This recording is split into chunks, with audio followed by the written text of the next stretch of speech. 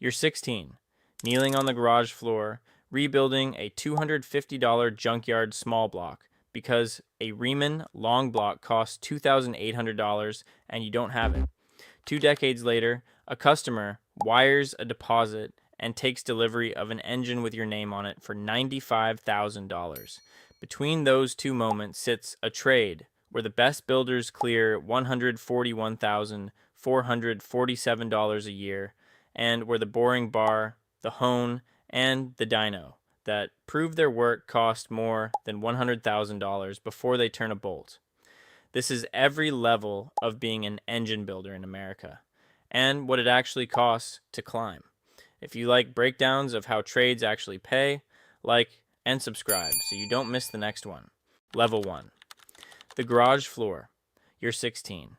The block is on an engine stand your dad bought used off Marketplace for $40. It's a 5.7 small block out of a truck that got totaled, $250 at the pull-apart yard. A head bolt is seized. You lean on the breaker bar. It slips. You crack a knuckle on the timing cover and swear. You walk inside and watch a YouTube video called How to Break a Stuck Head Bolt Without Snapping It. 40 minutes later, the bolt backs out. You pull the heads. You measure the bores with a gauge you bought for $39. You lay a strip of plastigage across a main, torque the cap to 65 foot-pounds, because a forum guy said to, and read the crush. The clearance is good. A Riemann long block at the parts store runs $2,800. Yours is going to cost you about $600 in gaskets, bearings, and rings. You feel something shift. You're not saving money. You're getting paid to learn. 3 weekends later, the engine fires on the stand. Rough, then smooth, and it settles into an idle. Your dad stands in the doorway and nods. A kid 2 grades up hears about it and pays you $300 to freshen the top end on his Civic. You hold the head up to the shop light and spot a bent valve before you've measured a thing. You start to see it. You sign up for auto shop the next semester. The instructor is a retired circle track racer with 2 fingers that don't fully close. He tells you about a place in Houston called Sam Tech. $16,775, 725 hours. Nothing but race engines. He tells you the trade pays. He doesn't mention the BLS mean for engine assemblers is $47,190.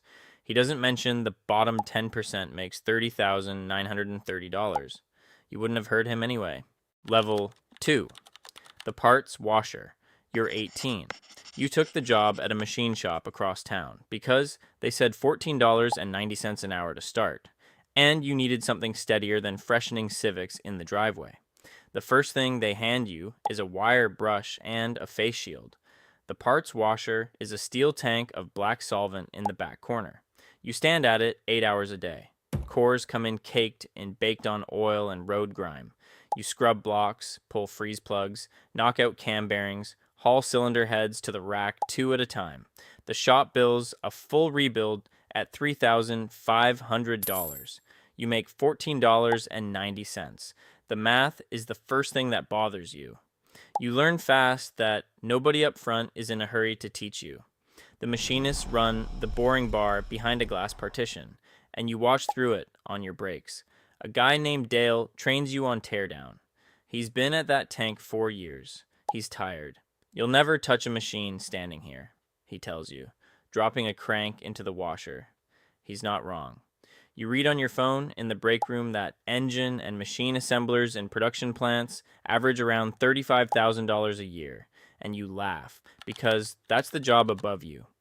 A core block slips off the rack and catches your shin. Your hands crack at the knuckles from the solvent and don't heal right all winter. The Edelbrock Race Center posts an opening for a tear-down tech who can move up. You print the page. You staple it to the inside of your locker. You start studying bearing clearances and ring gaps on your phone in the bay between blocks while the solvent dries on your forearms. You stop watching the machinists like it's a show. You start watching like it's a map. Level 3. The assembler. You're 20. The shop moved you onto the bench because a builder left for a diesel outfit, and because you'd spent 18 months learning clearances on your phone at the parts washer. Final assembly starts today. The lead hands you a build sheet and a number. Base hourly plus a bonus on every engine that passes final inspection. After your 90-day ramp, you eat what you kill. Your first month, you build short blocks. You wash your hands raw, then handle every part like it's glass. You mic the crank journals. You set bearing clearance to 2.5 thousandths and check it twice with plastigage. You file fit rings. You deck bridge a block, degree a cam, torque mains in sequence to spec, and you do it clean. The first build that clears the dyno cell pays you a $180 bonus on top of the hour. Your check that week clears at $1,420. You text a screenshot to your mom. The math finally works. Then a back order hits, and the cores stop moving. You build 11 engines one week and 4 the next. The math works. Then it doesn't. Then it does. This is the pattern of the trade. The tool rep comes through that same month. You can't blueprint an engine with a $39 gauge anymore. You need real metrology, and the shop only owns one set, a Mitutoyo micrometer set, 0 to 6 inches, a dial bore gauge, snap gauges, a deck bridge, a digital torque angle wrench, and a cabinet to lock it in.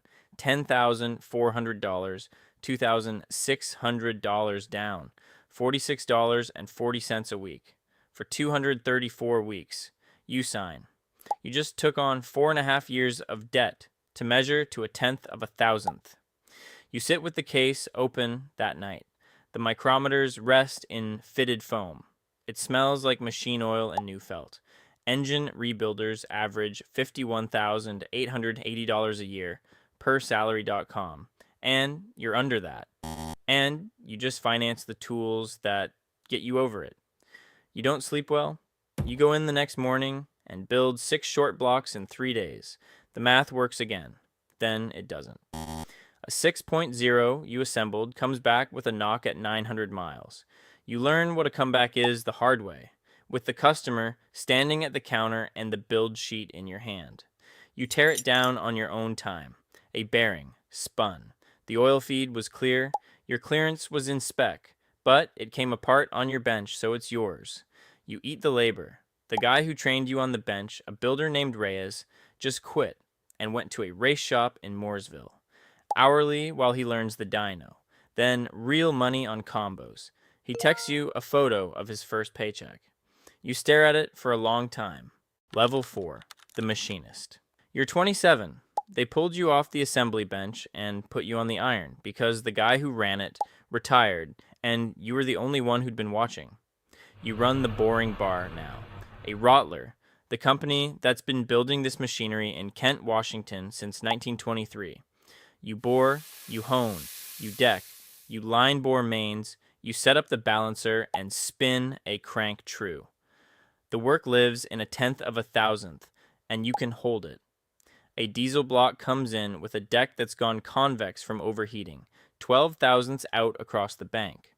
3 shops told the customer to scrap it and buy a Riemann. You set it up on the surfacer, take a skim cut, sneak up on flat, and save a $4,000 core. The customer pays for one. The owner approves the overtime because you're the only one in the building who can rescue a job like that. The pay finally moves. Engine machinists run about $55,769 a year per salary.com, and the top machinists clear past $70,000. You're climbing it, but the iron eats CBN inserts for the surfacer, honing stones, torque plates, the carbide that wears out and gets replaced on a schedule that never stops. Your tooling spends your raise before it lands in the account. At night, you read Engine Builder magazine the way you used to read form threads. And you start to understand there's a tier above this. Shops where the machine work isn't the product. The machine work is just the cost of entry, where the real money is the horsepower. And the horsepower has a name on it. And the name is worth more than the parts. You can cut a block to 1/10 all day. It's good work. It's steady work. But the ceiling on a machinist check is a hard number, and you can see it from here. Level 5, the race engine builder. You're 34. You took the Sam Tech path the long way on nights and saved money, and now you build combinations that get dyno proven before they leave the building. You assemble engines that make 1,500 horsepower, then 2,000, then a twin turbo combo that pulls past 3,000 on the cell. The grads who came up through Sam Tech end up at NASCAR, NHRA, and IndyCar shops, or at GM, or at Wiseco. You ended up here, in a custom shop, and your name is starting to mean something on a build sheet. A customer's combo won't make its number. It's down 80 horsepower, and nobody knows why. You scope the whole thing. You pull logs off the dyno. You check the cam timing, the ring seal, the fuel, the boost. 8 hours into a Saturday, you find it. A vacuum leak at an intake gasket you can fix with a $9 part and a torque wrench. 8 hours of your life to find $9. You bill the customer for one. You eat the rest because a comeback on a $40,000 engine is a number you can't afford. The cell that judges your work is its own mortgage. A used Superflow 901 dyno runs around $27,900. A new SF 902 list near $123,500. You learn what those numbers do to a quote. You meet Steve Morris at a trade show. He builds fewer than 100 full custom engines a year out of Muskegon. Billet big blocks that start at $95,000 on a Rottler machining center that cost more than your first house. He's blunt with you. The wrenching, the machining, the building. None of it pays what it's worth on an hourly basis, he says. Not ever. The money is in owning the building and selling what comes out of it. You drive home in the dark thinking about it. You can build a 3,000 horsepower engine. You can sign your name to it. And you still don't own the thing the check is written against. Level 6. The owner. You're 41. You bought a 4-station performance machine shop from a builder who was 66 and done. You signed for $850,000. You put $200,000 down.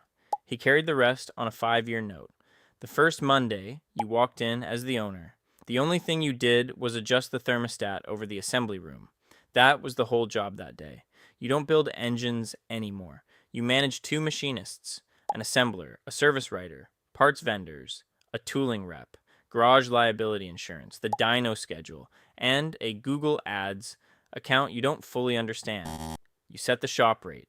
You set the build dyno hour. You learn to read a profit and loss statement the way you used to read a bore chart, line by line, looking for the thing that's a tenth out of spec. You sign for a new Rottler CNC machining center to replace the worn, boring bar. The old man left, 6 figures, financed over 7 years, and you keep the Superflow running another season. The shop turns close to $1 million in revenue across those 4 stations, and you learn how little of $1 million is yours, after parts, payroll, rent, and the note. You learn one more number that matters. A buyer down the road will pay around 3.5 times what the shop puts in an owner's pocket. You write that figure on a sticky note. You start building toward it. The math is finally yours. You're 56. The buyer is 34. He's a builder with 2 engine platforms of his own and a wife who runs his books. And he's putting $200,000 down, the same number you put down 15 years ago. He's signing for the rest. You shake his hand in the office, where the space heater still cuts out every time the compressor kicks on. You walk the shop one last time. The Rottler is the same Rottler. The dyno cell still wears the scorch mark on the back wall from a build that let go in 2014. Your first real micrometer set, the Mitutoyos you financed at 20 over 234 weeks and paid off decades ago, sits in the second drawer of the bench in the corner. The felt is worn through where the 3 to 4 inch mic rests. The jaws still close clean to 0. The kid at the parts washer is 19. He's on his 2nd month. He's making $14.90 an hour. He's tearing down a core block with solvent up to his elbows. He doesn't look up when you walk past. He doesn't know you. He doesn't know that the man who just sold the building started exactly where he's standing, at a tank like that one, scrubbing baked-on oil off a block he wouldn't be allowed to build for years. The check clears on a Tuesday. $638,250, about 3.5 times what the shop put in your pocket last year. Plus 15 years of owner draw stacked behind it, plus the building, plus the back surgery you got in 2018, plus the hearing you don't get back. Because a machine shop runs past 85 decibels all day, and roughly 1 in 6 cases of adult disabling hearing loss traces straight to work like yours. You read people off their lips in a loud room now. Plus the marriage that survived it. Plus the marriage of a guy you came up with that didn't. The trade runs on the same churn it always did. Most who start at that tank are gone inside 2 years. You kept showing up. You measured everything twice. That was the whole trick. The kid wipes his hands on a shop rag and drops the next core into the tank. You drive home. The shop is someone else's now. The bench is wiped clean. You don't own a single micrometer anymore.